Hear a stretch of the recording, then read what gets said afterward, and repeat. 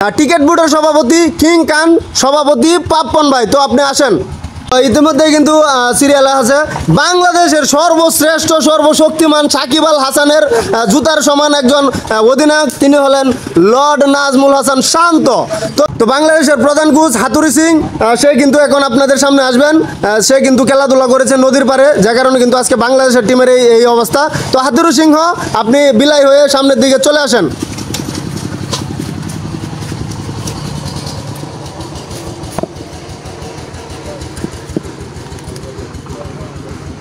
Ticket বুটের সভাপতি king খান, সভাপতি পাপ্পন ভাই। তো আপনি আসেন।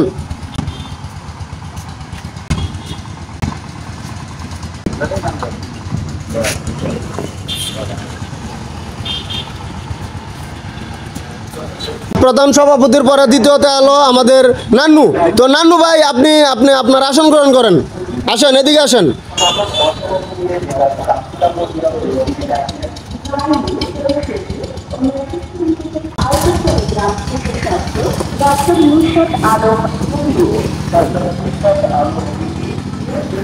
তো বাংলাদেশের প্রধান কোচ হাতুড়ি সিং, সে কিন্তু এখন আপনাদের সামনে আসবেন।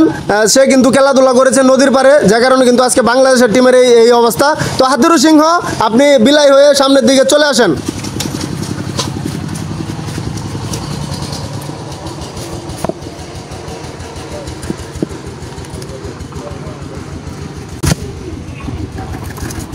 ইতিমধ্যে কিন্তু সিরিয়ালে আছে বাংলাদেশের সর্বশ্রেষ্ঠ সর্বশক্তিমান সাকিব আল হাসানের জুতার সমান একজন অধিনায়ক, তিনি হলেন লর্ড নাজমুল হাসান শান্ত।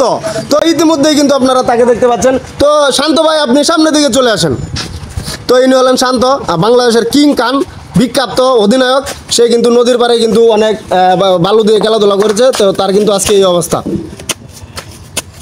তো শেষ মুহূর্তে আমরা চলে যাব বাংলাদেশের সবচাইতে বড় ব্যাটসম্যান এবং সবচাইতে স্ট্রাইক রেট যার, মানে সে অনুভূতি করে, সে হলো আমাদের দাস, উরুফে লিটন দাস। তো আপনি আপনি আপনি আপনার আসন গ্রহণ করেন।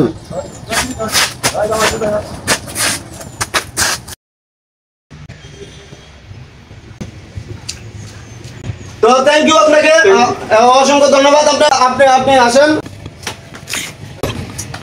তো আপনি যে সভাপতি পাপ্পন এবং যে নান্নু এবং যে হাতুড়ি সিংহ কোচ, তাদেরকে যে বাড়ি দিলেন জুতা দিয়ে, তো আপনার ভিতরে অনুভূতিটা কিরকম?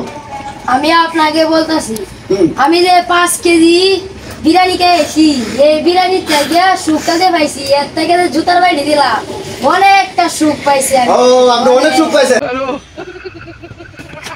আপনারা অবশ্যই কমেন্ট বক্সে বলবেন আপনাদের অনুভূতিটা কি।